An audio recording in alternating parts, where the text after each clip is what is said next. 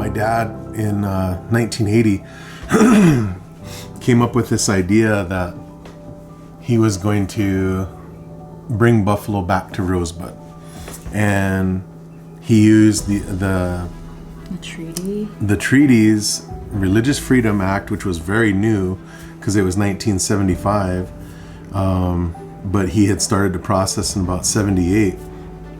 The fact that he was going to petition the federal government that we needed buffalo back in order to survive.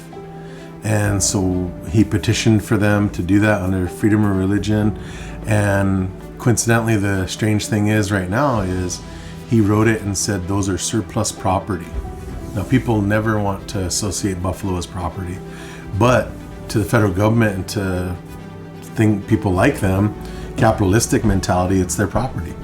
So he said, we want them as surplus property. And lo and behold, it passed all the different places he needed to get it passed. So they brought him from Wind Cave National Park. And then that's the first shipment of buffalo that we had. And literally, he ended up having, as being the head of game fish and parks, they literally had to, it's like an Old West movie where the Indians... It was a Smokey and the Bandit movie. Yeah, like a Smokey and a Bandit, like a Indians running for freedom. They literally are shipping these buffalo back from Wind Cave, and the governor of South Dakota said that they were not able to be shipped because they might have brucellosis, the scare, the buffalo scare. So he ordered that the shipment be stopped down by Hermosa. Oryx. And so then the highway patrol pulls up on him, and then they literally are signaling like that, and then they're getting on their walkie-talkies or whatever, CBs, and they said pull over at Oryx gas station.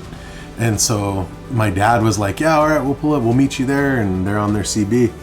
So then he takes the shotgun seat where he was sitting with the trucker, and the trucker said, hey, I ain't gonna try to do this or whatever, he said.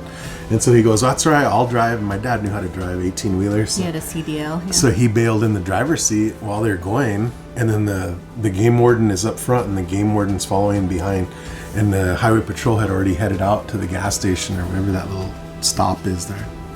And that's highway, that highway goes on into 79, Nebraska, yeah. 79. So he's like, he tells the game wardens to pull over, and so the game wardens start taking their way over, and then he just lays the coal down and heads out into Nebraska, because once they hit Nebraska, they had no jurisdiction. And so they hit Highway 20 and come back through 83 right onto the reservation, and that's how they were able to basically get the buffalo home.